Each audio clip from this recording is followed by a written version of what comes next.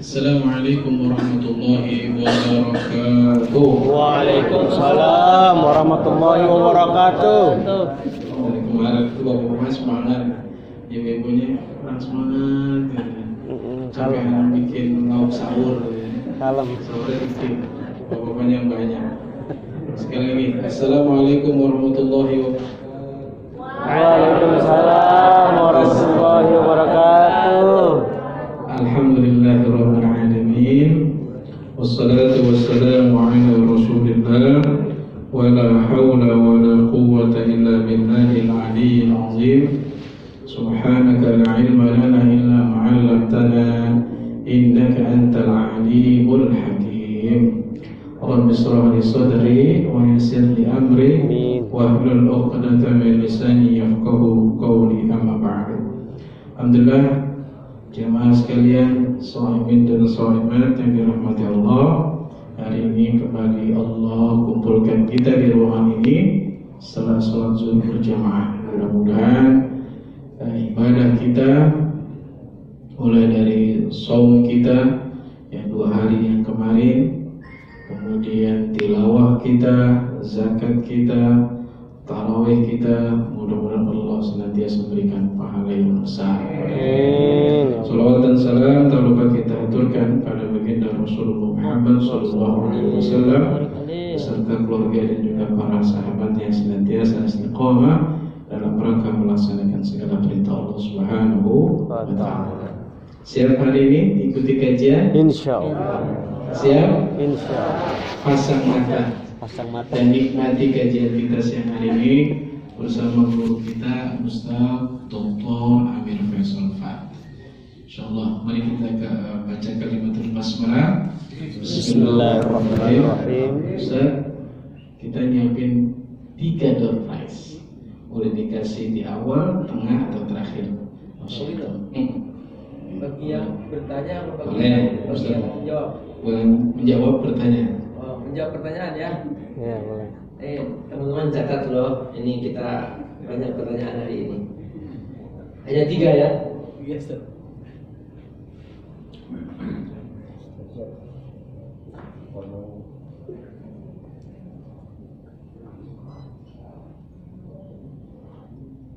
Bismillahirrahmanirrahim. Assalamualaikum warahmatullahi wabarakatuh. Waalaikumsalam warahmatullahi wabarakatuh. Semangat semua? Semangat. Takbir. Allahu Akbar. Wah, mantap nih, Masya Allah. Luar biasa. Ya, kita akan membahas keluarga yang dirindukan Ramadan. Keluarga yang dirindukan Ramadan. Tadi materinya sudah saya kasih ke panitia supaya ditampilkan. Mungkin masih belum. Jadi begini ya, teman-teman. Alhamdulillah wassalatu wassalamu Rasulillah wa ala alihi wa sahbihi wa mawala. Allah Subhanahu wa taala berfirman, ya ayyuhalladzina amanu qu anfusakum wa ahlikum nara. Wahai orang yang beriman, jagalah dirimu dan keluargamu dari api neraka. Jadi ada 2 yang kita jaga, diri kita dan keluarga.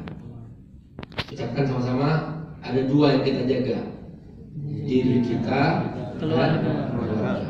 Lagi, diri kita dan keluarga. Siapa yang masih diri kita, belum ada keluarga, ngacu. Insyaallah saya doakan semoga segera dapat pasangan. Amin. Semoga Allah beri pasangan yang berkah. Yang sudah menikah diberkahi keluarganya. Amin. Diberkahi keturunannya. Amin. Diberkahi rezekinya. Amin. Dan dilimpahkan penghasilannya. Amin. Minimal sebulan 50 juta. Amin. Kerhat. Masya Allah, berkah insya Allah. Amin. Jadi teman-teman, Itu yang Allah pesankan. Jaga diri kita, jaga keluarga kita. Dari apa? Dari api neraka. Ini pesan Allah. Allah tidak minta tambahannya, enggak. Masyarakatnya, negaranya, enggak. Allah tidak minta itu. Allah hanya minta dua, dirimu dan keluarga. Dan dua hal ini nanti akan ada evaluasi terakhir di depan Allah Subhanahu wa ta'ala.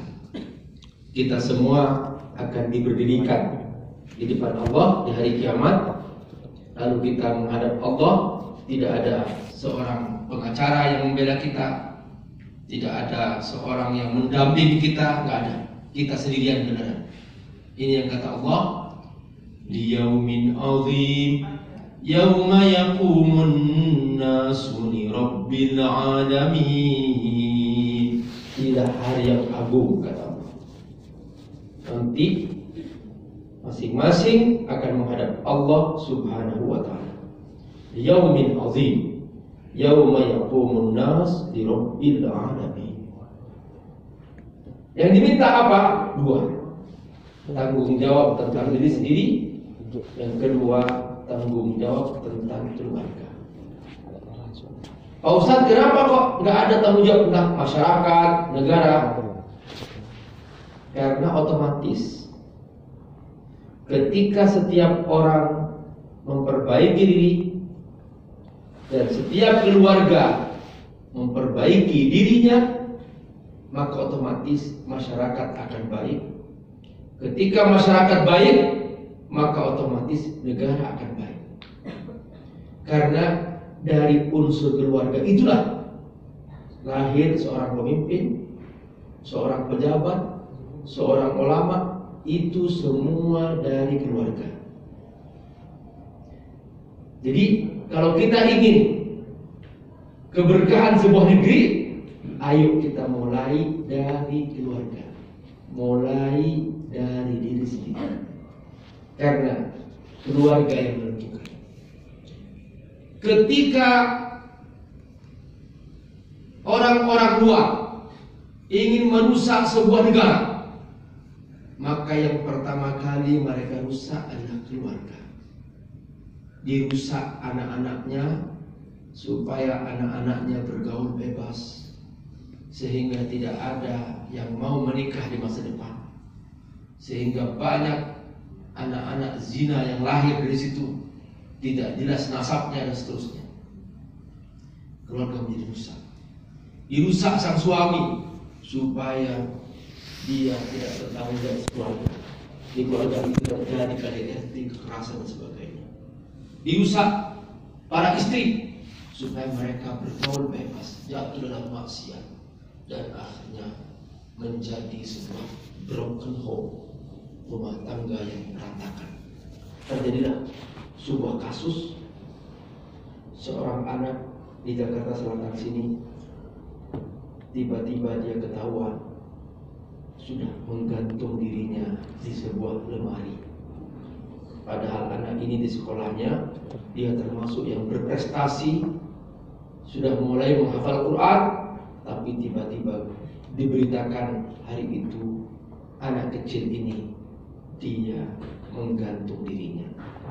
Sebuah catatan tertulis, aku sengaja lakukan ini karena aku sudah tidak punya ayah.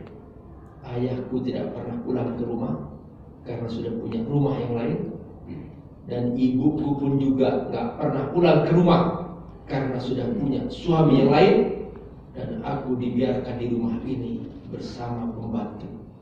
Dan aku bingung bagaimana aku mengurus masa depanku. Ternyata aku hanya mengerti jalan terakhir, aku harus ketemu Allah Subhanahu wa ta'ala. Dan untuk ketemu Allah, syaratnya harus mati dulu. Sejak itulah dia mulai menggantung dirinya. Perhatikan. Jadi sebuah rumah tangga itu menentukan lahirnya sebuah generasi yang baik dan rumah tangga itu. Maka kalau ada generasi yang rusak, maka itulah wajah rumah tangga yang ada. Mudah-mudahan kita semua dilindungi dari rumah tangga yang rusak. Nah, teman-teman, apa hubungan rumah tangga dengan Ramadan? Coba sebelum masuk ke tema ini, saya ingin mendengar tepuknya yang semangat. Kalau saya bilang pagi, tepuk sekali. Pagi. Kurang kompak. Yang semangat. Pagi. Mantap. Kalau saya bilang siang, tepuk 2 kali. Siang. Mantap. Kalau saya bilang sore, tepuk 3 kali. Sore. Mantap. Kalau saya bilang malam, jangan tepuk. Malam. Mantap. Pagi. Malam. Ya, fokus. Ngantuk katanya. Minum. Teman, kita membahas keluarga ini masih belum fokus. Semoga Allah menjaga kita dari ketidakfokusan. Amin. Ya, teman-teman. Nah, kita ini bagaimana kiat sukses dalam hidup kita. Jadi ada sebuah kiat sukses dalam apa saja. Dan ini dicatat oleh para ulama dalam buku-buku mereka. Kalau teman-teman baca, ada buku namanya Tambihul Ghafilin, karya Imam As-Samarqandi. Di buku ini banyak sekali wasiat-wasiat hikmah dari para ulama dahulu. Nah, di antara yang mereka wasiatkan adalah ada kiat sukses dalam hidup. Ingin tahu? Halo? Ingin tahu? Oke, ikuti saya. Awalnya ilmu. Awalnya ilmu. Lagi, awalnya ilmu. Awalnya ilmu. Tengahnya sabar. Tengahnya sabar. Akhirnya istiqomah. Akhirnya istiqomah. Tangannya ikut saya, yuk. Awalnya ilmu. Awalnya ilmu. Tengahnya sabar. Tengahnya sabar. Akhirnya istiqomah. Akhirnya istiqomah. Lagi. Awalnya ilmu. Tengahnya sabar. Akhirnya istiqomah. Sebutkan kiat sukses dalam hidup. Awalnya ilmu. Tengahnya sabar. Akhirnya istiqomah. Ya. Jadi teman-teman, kalau ingin sukses, ingat ini. Ingin jadi profesional sukses, tingkatkan ilmu dulu. Kalau nggak punya ilmu, nggak akan bisa meningkat. Jangan disangka para direktur itu mereka tanpa ilmu. Mereka terus meningkatkan keilmuannya, mereka terus meningkatkan wawasannya, sehingga mereka menjadi seorang direktur utama, semua karena ilmu. Makanya Allah turunkan pertama-tama adalah perintah Iqra, bukan perintah beribadah. Karena banyak orang beribadah tanpa meningkatkan ilmu, ibadahnya nggak berkualitas. Allah tidak merintahkan pertama-tama beriman, enggak. Karena banyak orang beriman, punya semangat iman, tapi karena tanpa ilmu, akhirnya yang disembah apa saja. Ada yang menyembah pohon, menyembah batu, menyembah macam-macam. Kenapa? Semangat iman tanpa ilmu, akhirnya nggak tahu apa yang harus dia sembah. Jadi harus ada ilmu. Itulah mengapa Allah pertama turunkan di Quran perintah membaca. Jadi kalau ingin sukses sebagai seorang profesional, pastikan bahwa kita mengembangkan, meningkatkan kualitas ilmiah dalam pekerjaan yang kita tekuni. Jangan berhenti membaca. Jangan merasa sudah aman, aku sudah aman, sudah di tempat ini. Boleh jadi suatu saat karena ilmu berkembang, kerja tidak meningkat, kualitas tidak meningkat, mungkin naudzubillah min dzalik, mudah-mudahan tidak terjadi, mungkin dipecat. Makanya ilmu harus ditingkatkan. Jangan biasakan menjadi orang yang hanya pandai ngambil muka, menjilat, jangan. Jadikan diri kita pribadi yang berilmu, sehingga kita mengerjakan tugas sesuai dengan ilmu kita, sesuai dengan keyakinan kita. Bukan karena kita ikut-ikutan, bukan karena kita mendekati si fulan, mendekati direktur fulan, enggak. Kita diposisikan di situ memang karena kita berilmu. Itu pastikan. Nah, setelah kita mendapatkan pekerjaan sebagai seorang profesional, apapun jabatannya, Di sini ada bekal yang kedua. Apa? Tengahnya Sabar. Sabar. Sabar datang on time kantor, nggak terlambat. Sabar ngantor setiap hari, berpisah dengan keluarga, berpisah dengan anak, karena this is my career, ini adalah karirku. Di sini, this is my way, ini jalanku. Maka tekun dengan baik. Biasakan bekerja dengan disiplin, sabar disiplin. Biasakan kita mencapai target dengan tentukan, sabar untuk bekerja keras di situ. Nggak usah hitung-hitungan. Mungkin teman-teman sudah pulang duluan. Ini ada pekerjaan belum selesai, kerjakan. Selesaikan tugas hari ini, tugas hari ini. Sabar untuk bekerja keras. Jangan seperti orang yang mudah bosan. Sabar. Di sini aku mendapatkan rezekiku yang halal. Sabar, tidak tergoda. Waduh, ada kesempatan korupsi.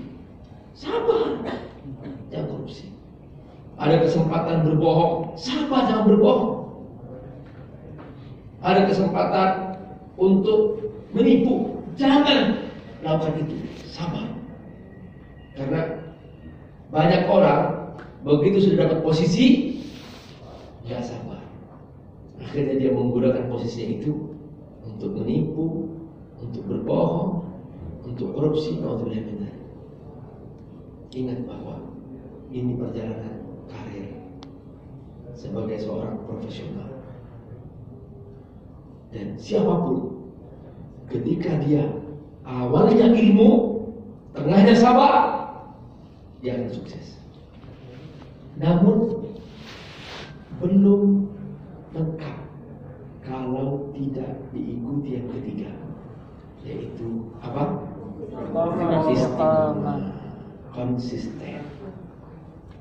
Konsisten. Jangan mudah melompat-lompat. Jangan mudah bosan dalam tugas. Jangan mudah tergiur karena ada orang yang menawarkan lebih besar lagi. Banyak sekali. Dia sudah mapan di pekerjaan. Ada orang yang membidik. Gimana kalau kamu ikut aku? Berapa gaji kamu di sini? Gajiku sekian. Wah, aku bisa kasih gaji kamu lebih besar lagi. Mulai sudah goyah. Nah, padahal begitu dia pindah ke sana, di situ dia tidak seperti yang dia pertama kali mulai di tempat pekerjaan sebelumnya. Akhirnya dia mau balik lagi kepada pekerjaan yang sebelumnya, nggak bisa. Bertahan di situ nggak nyaman, maka akhirnya gagal sebagai seorang profesional. Akhirnya dia turun ke bawah, mulai dari nol menjadi seorang penjual roti kaki lima di pojok pangkalan jalan di sana, dan seterusnya.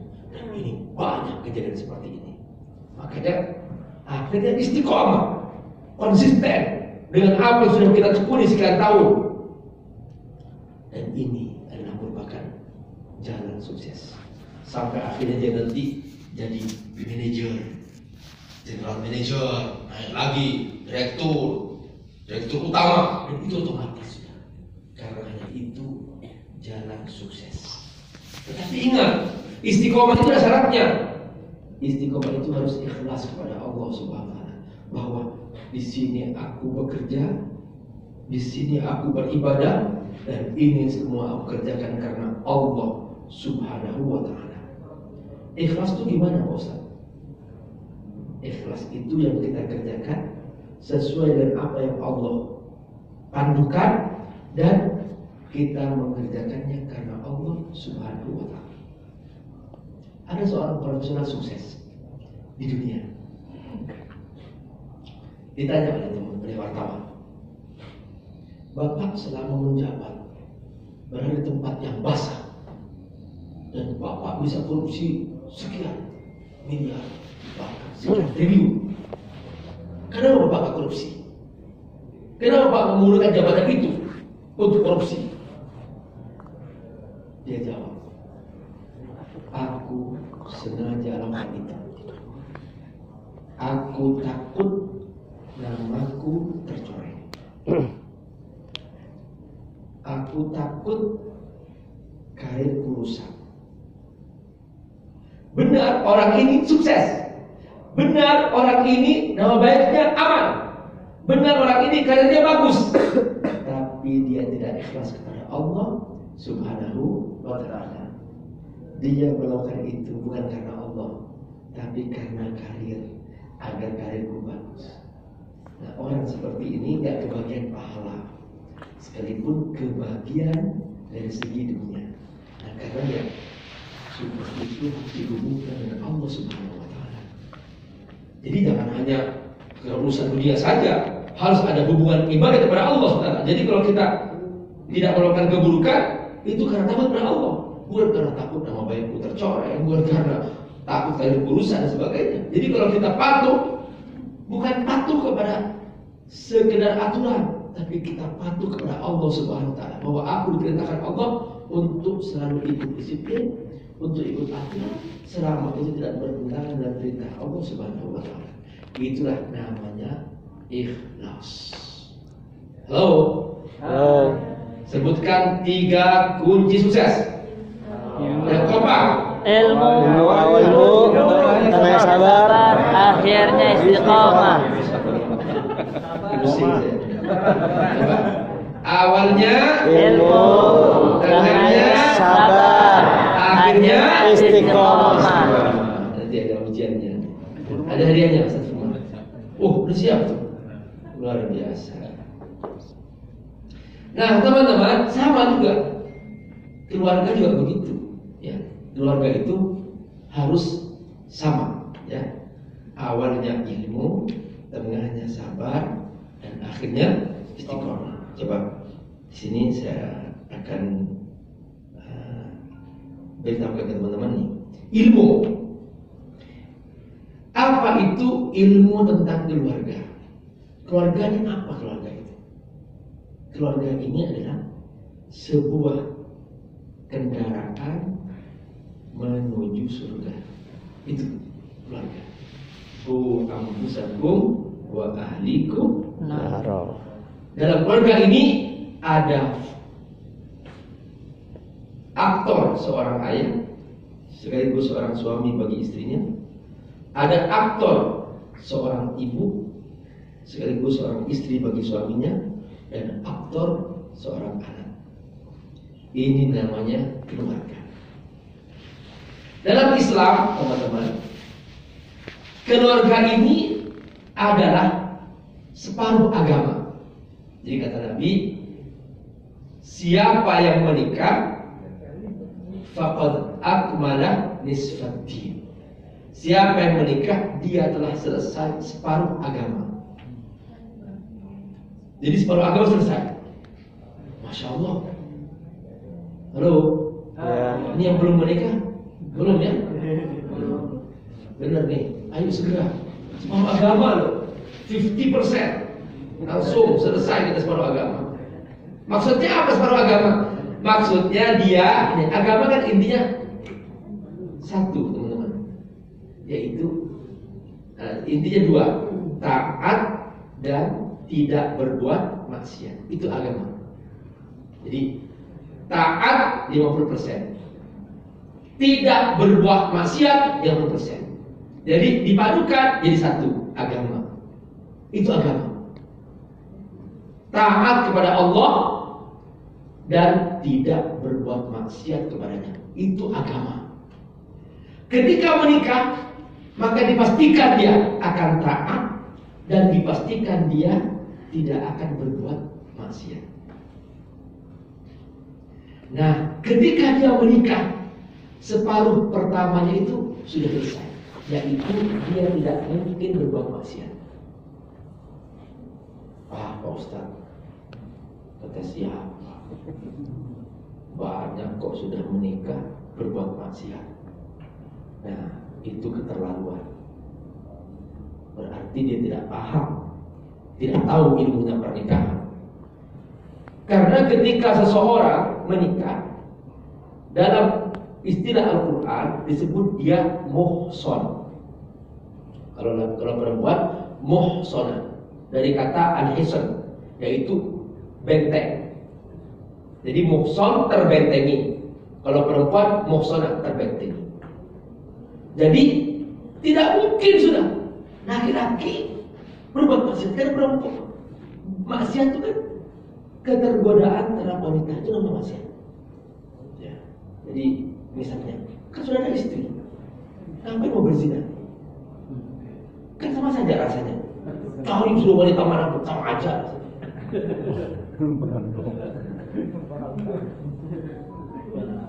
Jadi itu juga. Hanya seringkali kebun tetangga lebih indah daripada kebun Sendiri. Itu aja godaannya. Padahal sama saja. Jadi kata Allah, orang yang sudah menikah muhson, langsung terbentengi. Kan dosa-dosa yang lain namanya mabok, jadi kan di situ kan ada wanita. Kalau perempuan disebut muhsonah. Secara kemungkinan berbuat dosa, biasanya laki-laki lebih mudah jatuh dalam dosa. Makanya dalam Al-Quran ketika Allah menyebut istilah zina, Allah sebutkan perempuan pertama-tama dan laki-laki. Az-zaniyatu waz-zani. Kenapa? Sebagai peringatan bahwa terjadinya perzinahan ini karena ada perempuan yang tergoda. Az-zani waz-zani. Laki-laki nggak mungkin berzina kalau karena nggak ada yang menggoda atau nggak ada yang mau digoda.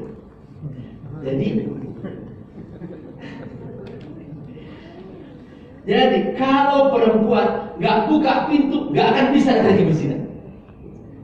Tapi karena ada yang buka pintu, akhirnya dia berzina. Makanya kata Allah, hati-hati wahai perempuan, jangan kamu mulai-mulai. Az-zaniyatu waz-zani. Itulah rahasia mengapa kaum perempuan oleh Allah diberi lapisan-lapisan penjaga auratnya. Jadi aurat perempuan tuh dilapisi dengan lapisan luar biasa, namanya jilbab. Artinya sudah dijaga oleh Allah dengan penjagaan yang ketat.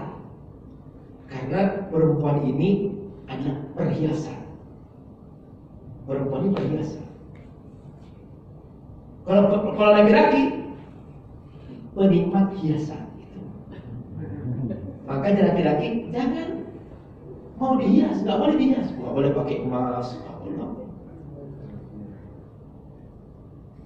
nggak boleh pakai sutra. Kalau perempuan, dia memang perhiasan, dia boleh pakai emas, pakai apa saja, itu perempuan. Dan perempuan ini dijaga ketat, tidak boleh keluar sendirian. Dan selalu dia harus ada mahramnya dan sebagainya. Itu dalam syariat ya.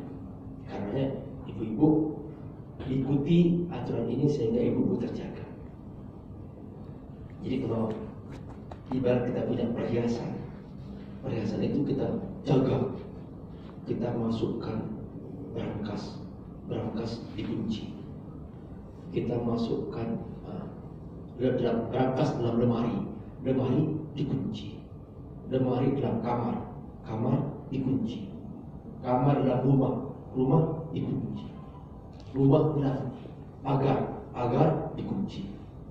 Rumah dalam perumahan dilindungi pakai portal dikunci. Jadi lapisannya banyak untuk melindungi perhiasan. Nah itulah teman-teman hakikat rumah tangga. Nah karena rumah tangga ini adalah sebuah kebersamaan. Ada unsur pimpinan yaitu laki-laki dan unsur anggota yaitu istri dan anak. Maka Allah yang menentukan pemimpinnya laki-laki. Ar-rijal qawwamun 'alan nisa. Laki-laki lah yang bertanggung jawab terhadap rumah tangga. Pak Ustaz, suamiku penghasilannya sedikit, aku lebih banyak penghasilanku, aku kembali pemimpin. Tetap tak boleh. Tetap pemimpinnya laki-laki. Maka ibu berusaha mengangkat suaminya, memposisikan sebagai suami yang berwibawa, bermartabat. Jangan memposisikan diri sebagai pemimpin. Enggak, tetap suami, qawwam. Nah, tapi harta ibu, bukan untuk keluarga. Jadi kalau ada ibu yang profesional, berpenghasilan, maka itu untuk dirinya sendiri, bukan untuk keluarga.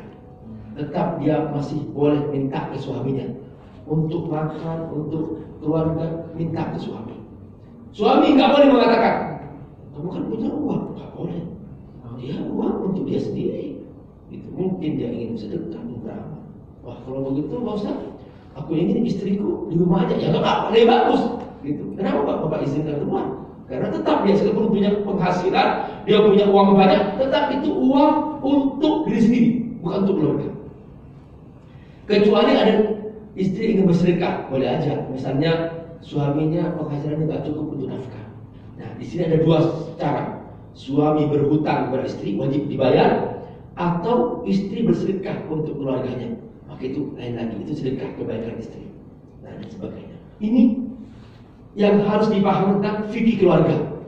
Jadi bukan artinya kemudian keluarga itu hartamu milikku, kemudian hartaku milikmu. Nggak bisa begitu. Harus ada namanya kepemilikan. Tapi suami tetap mengandung tugas besar, yaitu dialah qawwam. Qawwam itu kata qawma yakum, yaitu dia qaimun bi mas'uliyah, dia yang bertanggung jawab atas rumah tangga itu, mau dibawa ke surga atau ke tempat lain. Yang kedua, dia suami yang bertanggung jawab atas pendidikan istri dan anak.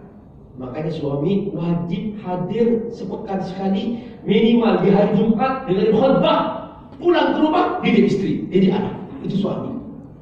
Jadi Pak Ustaz didik keluarga bukan istri, bukan, didik anak, suami tetap. Makanya mengapa ada istilah perhatian kepada anak yatim? Intinya adalah bahwa kita membantu anak yatim. Kita membantu anak yatim pendidikannya, membantu anak yatim pendidikannya. Itu Allah, inilah dia hakikat rumah tangga. Maka suami tak qawwam, bertanggung jawab pendidikan keluarga, pendidikan anak. Karenanya ketika seorang ibu tanpa suami, dia sangat berat mendidik anak. Kenapa? Karena anak jarang patuh kepada ibunya karena merasa menyatu dengan ibu. Dia sudah setiap hari minum air susu ibunya, sudah menjadi bagian dari darah ibunya, maka dia sulit untuk patuh pada ibunya. Makanya ibu kalau bangunin anak itu butuh berkali-kali. Nah, bangun. Satu. Nah, bangun. Dua. Nggak bangun dua. Nah, sekolah. Enggak. Sampai 10 kali. Enggak. Bapaknya datang di masjid. Dua kemana datang. Langsung bangun. Di bapak itu benernya dehem aja. Pokoknya bener dehem, Pak. Nah, itu rantang rahasia keluarga. Makanya harus ada seorang suami. Nah, itu. Karena itu dalam Islam, teman-teman, rahmatullah. Jadi kalau ada seorang ibu janda, itu sebaiknya memang diselamatkan ya. Bagi kaum laki-laki segera menikahinya. Itu biasanya begitu. Supaya dia segera punya ayah anak itu. Seperti itu. Halo. Kali-kali ya. Double. Iya, masya Allah. Jadi itulah teman-teman rumah tangga. Makanya rumah tangga itu harus punya visi jangka panjang. Ya, contohnya misalnya masuk surga. Misalnya. Terus visi jangka pendek, misalnya ingin mencetak anak menghafal Quran. Atau pendek lagi, ingin sepakat kita pergi umroh sama-sama. Harus ada itu. Jadi ada semacam rencana ini pergi haji bersama-sama. Dipasang visinya. Ayo tahun ini kita umroh, maka boleh menabung ya. boleh menabung dari penghasilan suami dan seterusnya. Nah, dalam konteks ini boleh istri menyumbang sebagai jika dia punya penghasilan, nggak apa-apa. Karena itu bagian daripada ibadah bersama-sama untuk meringankan beban. Keluarga yang nggak punya visi maka sulit terarah. Hindari visi-visi yang semata keduniaan, ya. Karena akan menimbulkan persaingan. Tetap usaha kerja keras, tapi jangan sampai terlalu bangga-bangga dengan harta. Misalnya sampai show, ini rumahku, ini mobilku, ini dan seterusnya. Udah, hindari yang begitu. Kita lihat bagus visi yang ritual, ya, menghafal Quran, menghatamkan Quran, pergi umrah bersama-sama. Boleh mungkin ya kita sekali rekreasi kemana kayak gitu. Dan ini bukan untuk show, tapi untuk mempererat hubungan keluarga. Karena dengan visi-visi seperti itu, keluarga akan semakin dekat karena dia telah merasakan kebersamaan di situ. Tidak hanya di rumah, tapi juga di luar rumah dia bersama-sama. Nah, kemudian misi, harus ada misi. Teman-teman, nah di sini peran ayah harus tetap dikuatkan sebagai seorang pemimpin, qawwam, dan peran ibu sebagai sakan, tempat berteduh. Jadi litaskunu ilaiha. Jadi kata Allah dalam Al-Quran dalam surah Ar-Rum, wa min ayatihi an khalaqa lakum min anfusikum azwaja litaskunu ilaiha. Jadi ha di sini perempuan. Litaskunu ada kata sakan di situ. Jadi sebetulnya kata sakinah tergantung seorang istri. Maukah dia menjadi tempat berteduh bagi suami atau tidak? Kalau seorang istri dia sudah merasa bosan untuk menyambut suaminya, melayani suaminya, maka di sini tidak ada sakan di rumah itu. Karena kata Allah, yang menentukan sebuah sakan ya istri. Jangan sampai istri pulang ke rumah nggak ada istrinya. Jangan sampai suami pulang ke rumah tidak ada istrinya. Yang setiap hari menyambut pembantunya. Ya Allah. Pembantunya pakai celana pendek. Untungnya nenek-nenek. Tapi kalau pembantunya masih muda, boleh jadi. Nah, dan ini banyak kasus. Hampir setiap buku saya baca buku tentang keluarga itu banyak nasihat dari para ulama. Hadari min khatimat, hati-hati dari pembantu di rumah tangga. Itu. Qad yantakil hub ilaiha. Boleh jadi cinta bisa pindah kepada pembantu. Karena setiap hari dia yang ngambilin air, dia yang mengambil makanan. Masya Allah. Begitu suami datang, istri sibuk dengan HP. Masya Allah. Dia berkali-kali, ma, aku lapar. Nggak denger karena dia masih sibuk. Akhirnya pakai WhatsApp, ma, aku lapar. Akhirnya buka, loh, apa lapar? Oh iya, bentar lagi ya, aku sibuk. Padahal berdampingan, pakai WhatsApp segala. Apa itu? Nah, di tempat yang sama, istri buka HP, suami juga buka HP. Akhirnya tidur dengan HP masing-masing. Begitu bangun, yang ditanya HP masing-masing. Begitu berangkat kantor, yang diingat HP. HP ketinggalan, muter balik.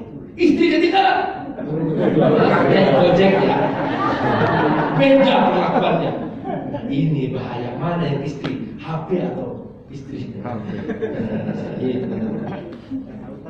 Nah, teman-teman, ini bagian yang pertama. Ingat, ilmu harus ada visi dan misi ya. Dan misi itu harus dikuatkan. Nah, bagian yang kedua, ini karena sudah diingatkan nih, ini sudah habis waktunya ya. Halo. Hah? 11 menit lagi. Oh gitu. Apa bisa makan itu apa-apa. Nah, jadi teman-teman, bagian yang kedua sabar menjalani keluarga. Ini sabar. Ingat teman-teman, membeli mobil itu gampang, tapi merawat mobil perjuangan seumur hidup. Membangun rumah itu gampang, tapi merawat rumah supaya rumahnya selalu baik kondisinya perjuangan seumur hidup. Menikah itu gampang, hanya qabiltu nikah tazwijah biman madkun gampang, tapi merawat rumah tangga, menyayangi istri itu butuh kesabaran sepanjang hidup. Menyayangi suami, saling menjaga itu butuh perjuangan seumur hidup. Bapak-bapak, halo. Halo. Siap jadi bapak? Siap. Betul? Coba. Aku siap. Aku siap. Jadi bapak. Jadi bapak. Aku siap. Aku siap. Jadi suami. Jadi suami. Betul nih. Satu syarat. Harus siap menikmati omelan istri. Pasti. Silahkan baca keluarga Nabi Adam, terus nabi-nabi semuanya cerita tentang istri Omer. Sampai istri Nabi juga. Allah cerita dalam Al-Quran itu semua cerita istri Omer. Sampai waktu itu timbul ya kehebohan juga gitu. Sampai Allah turunkan ayat menegur, sudah ya, kata Allah, wahai Muhammad, kalau mereka mau dunia, udah ceraikan aja. Sampai begitu, Allah turunkan. Kalau mereka mau Allah dan Rasulnya, silahkan sabar bersamamu. Gitu. Ini biasa. Cerita keluarga itu sepanjang sejarah manusia sampai hari kiamat ada cerita tentang istri, tentang cerita istri. Kok ragu sih? Yang berani loh. Tentang cerita istri. Amin. Kenapa? Karena ini dari Allah. Allah telah menciptakan kau ibu dengan struktur yang lebih banyak perasaannya. Karena ibu punya tugas berat. Dia harus hamil 9 bulan dan menyusui anak 2 tahun. Itu butuh perasaan. Dan karena butuh perasaan, makanya ibu setiap hari harus banyak bicara. Minimal 24.000 kata. Kalau enggak, bapak enggak mau ibu komit, bawa ke rumah sakit setiap hari. Makanya jadi suami harus siap menikmati. Amin. Jadi nanti pulang ke rumah di depan cermin senyum-senyum. Lagi ngapain Pak? Belajar menikmati omelanmu. Jadi pokoknya kita harus senang di omel istri. Suara istri itu seperti suara burung di pagi hari. Pokoknya semakin dia banyak omel, semakin kita merasa menikmati. Seperti itu seharusnya. Halo teman-teman, siap? Siap. Makanya harus Sabar. Nah, kalau ibu-ibu harus pandai menjaga mata suami. Halo? Makanya kalau suami ya, karena suami itu mudah tergoda dari apa, Bu? Dari mata. Makanya kalau suami nangis, pegang matanya. Kalau ibu nangis, pegang. Karena banyak suami masuk neraka karena mata. Kalau ibu masuk neraka karena betul nggak, Bu? Nah, situ.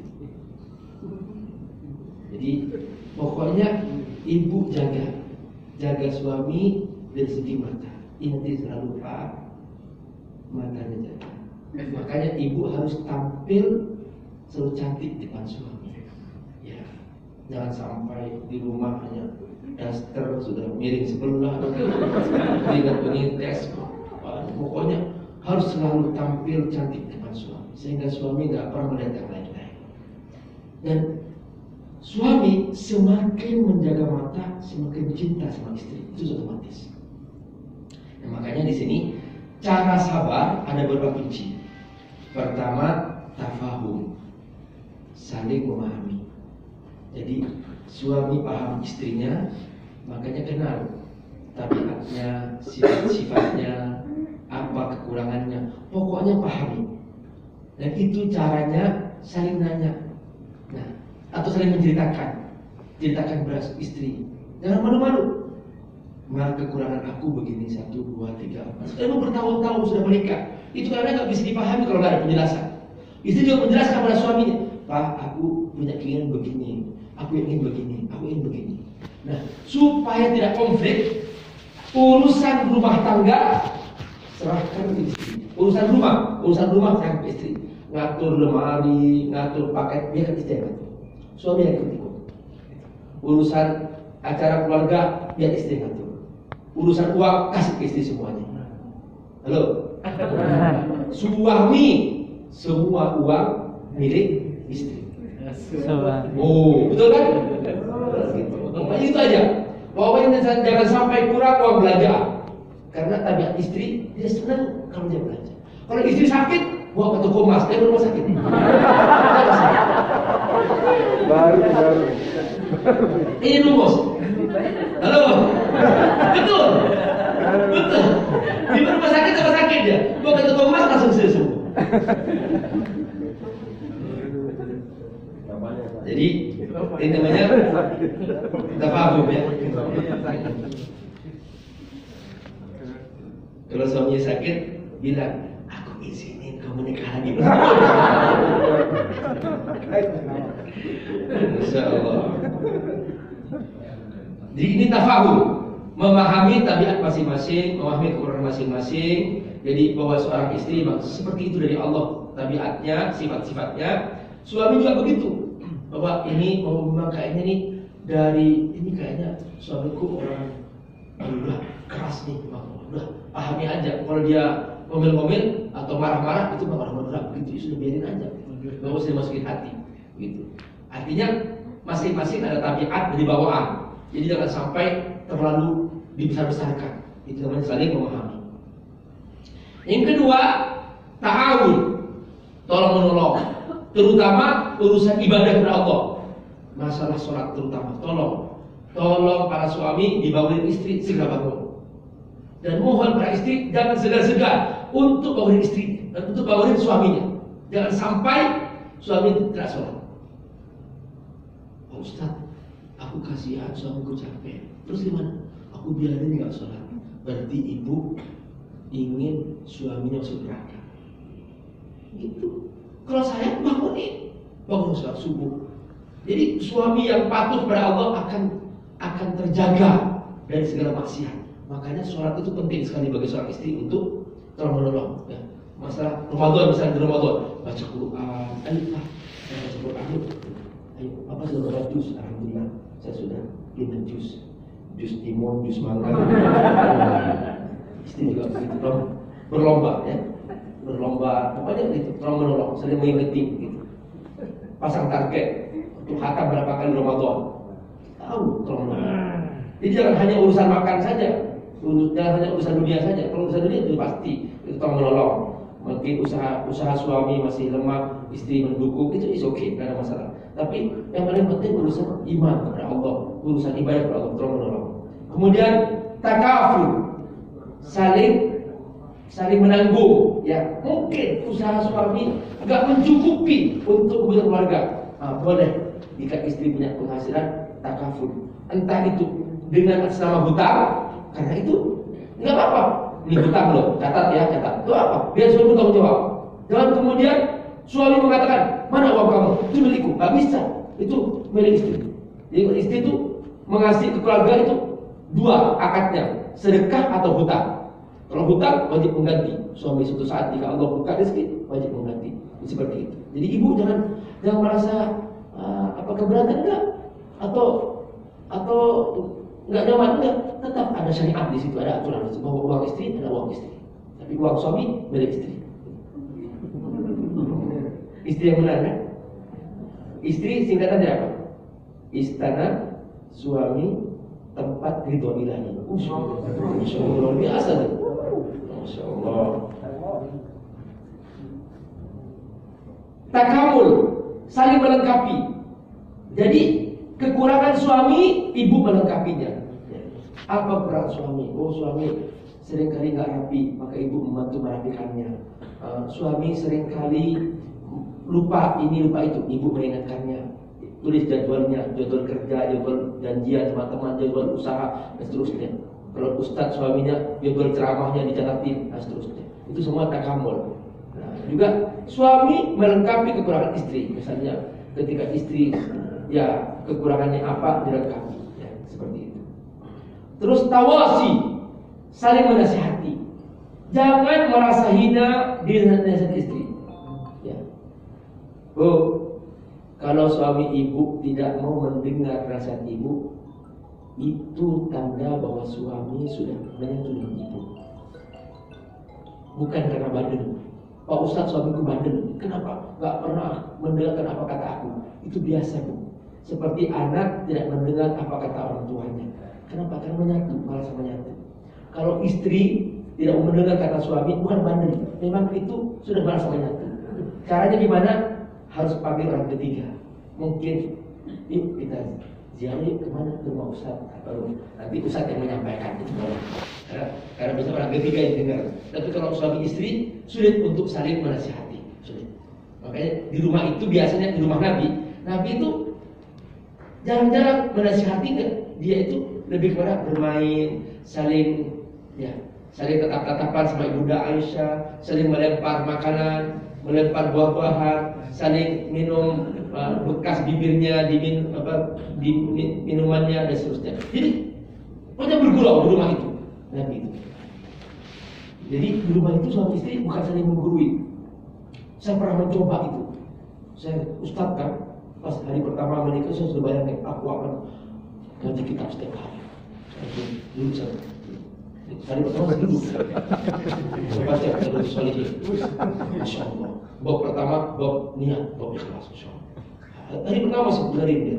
Hari kedua udah kayaknya capek nanti. Sampai sekarang nggak baca lagi. Sulit pokoknya kalau mengguri nggak bisa. Pokoknya itu main aja, gurau, jalan-jalan itu namanya keluarga. Ya harus saling. Itu semua itu butuh kesabaran. Halo, butuh apa? Kesabaran. Nah terakhir teman-teman apa? Istiqomah. Istiqomah apa itu? Bagaikan lebah. Lebah itu apa? Lebah itu satu keluarga. Dia tidak pernah hinggap di tempat yang kotor, selalu hinggap di tempat yang baik, dan tidak pernah mengambil yang buruk, dan mengambil yang terbaik, dan tidak pernah memberi kecuali yang terbaik. Apa yang diberikan? Itu lebah. Tapi kata Allah, jangan sekali-kali seperti keluarga laba-laba. Keluarga laba-laba keluarga paling buruk. Laba-laba ini merasa hebat setelah berhasil membuat rumah dari air yang dia buat. Seakan-akan itu rumah paling hebat, itu rumah paling lemah. Kata Allah, nggak bisa melindungi dari panas, nggak bisa melindungi dari hujan. Dan iya kalau yang lewat serangga nyangkut di situ. Tapi kalau yang lewat sapi habis rumahnya. Jadi laba-laba tergiur dengan rumahnya. Nah, dia bangga dengan rumahnya. Sehingga dia ketika terjadi pernikahan, nah mulailah bunting istrinya. Ketika istri bunting, sudah siap melahirkan. Begitu istri sudah melahirkan, langsung diam-diam istri ini ingin menguasai rumah itu. Suaminya dimakan oleh istrinya. Itu tabiat laba-laba. Begitu sudah mati suaminya, dibuang bangkainya keluar rumahnya. Nah, mulailah dia membesarkan anaknya. Begitu anaknya besar, anak laba-laba makan ibunya. Nah, setelah itu dibuang ibunya. Maka dia menguasai rumahnya. Itulah rumah laba-laba. Itulah mengapa Allah merekam dalam Quran namanya surah An-Ankabut. Maka ada pesan dari Allah, kalau kamu ingin istiqomah dalam rumah tanggamu, inilah rumah tangga seperti rumah kita yang selalu hinggap di tempat yang baik, mengambil yang terbaik dan memberi yang terbaik. Hindari seperti laba-laba yang selalu saling menjatuhkan, saling merusak dan saling merendahkan. Jadi rumah tangga yang indah, seindah madu. Di hari pertama disebut bulan madu, dan selalu kita madu terus sampai. Halo, teman-teman. Ya. Ingin tahu madu asli? Ya, madu asli kalau diambil korek, terus dicelupkan ke madu, dinyalain kan nyala. Itu berarti madu asli.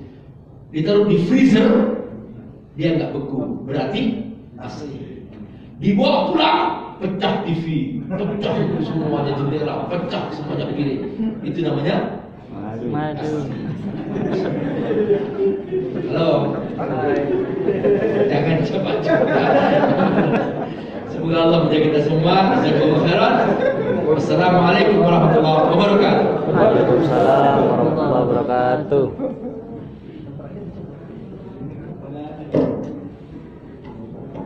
Ada yang mau nanya? Satu aja. Ada?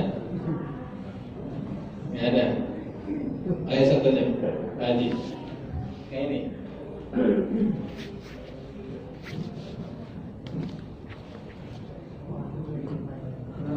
madu kayaknya. Cari madu dari mana?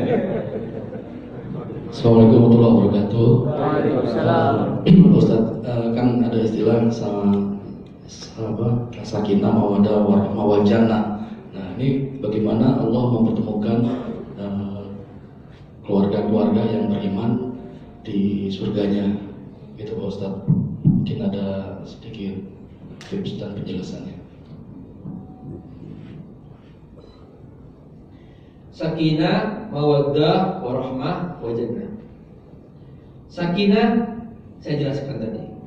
Ketika istri berfungsi sebagai sakan, tempat berteduh bagi suami.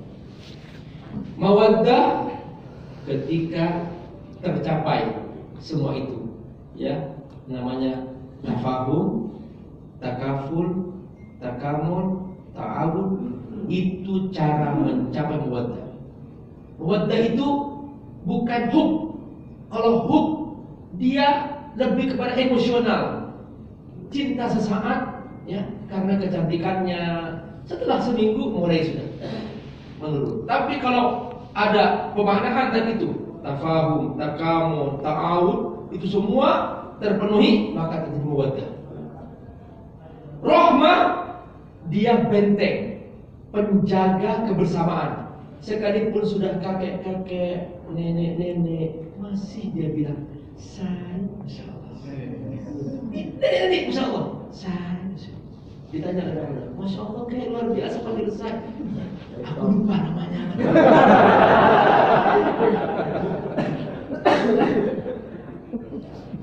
Jadi, Allah, itu namanya rahmah. Jannah ketika suami istri sama-sama mentaati Allah, maka dia nanti akan menjadi kerjanya. Makanya dalam istilah Indonesia ada rumah tangga. Nah, ketika tanpa pasangan, rumah saja, bisa kos-kosan, di tempat tinggal. Tapi ketika ada istri, ada tangganya, tangga ke surga. Nah, di situ karena dua-duanya saling mentaati. Ini rumah tangga, tangga ke surga, ada tangganya di situ. Maka kata Nabi apa? Falyattaqillah fin nisfil akhir. Kalau sudah menikah, separuh agama selesai. Tinggal separuhnya bertakwalah kepada Allah Subhanahu wa taala. Itu dia. Teman-teman, sebelum saya lupa, di belakang itu saya lagi seperti biasa, masjid baru selesai 35%. Dan di tempat ada santri sudah, santrinya 200 orang. Jadi belum punya asrama, tapi menginap di masjid itu. Jadi mudah-mudahan melalui teman-teman nanti mungkin dibantu di share kemana-mana gitu ya. Karena memang nanti kalau perlu teman-teman boleh healing ke pesantren saya, kan di situ ada di atas gunung, ketinggian 1200. Itu boleh teman-teman nanti ke sana. Nanti bisa kemana? Ada kemah untuk teman-teman. Boleh, insyaallah. Mabit di sana, insyaallah. Iya. Indah sekali. Yang mendaftar boleh, insyaallah kita mencapai. Baik, jazakallah. Terakhir buat para suami, coba lihat di handphonenya, screen siapa, wallpapernya, siapa yang foto istri. Foto istri. Ada satu, lagi, dua, dan juga. Nat, yang depan dulu. Waduh, banyak juga nih. Sama anak-anak nih.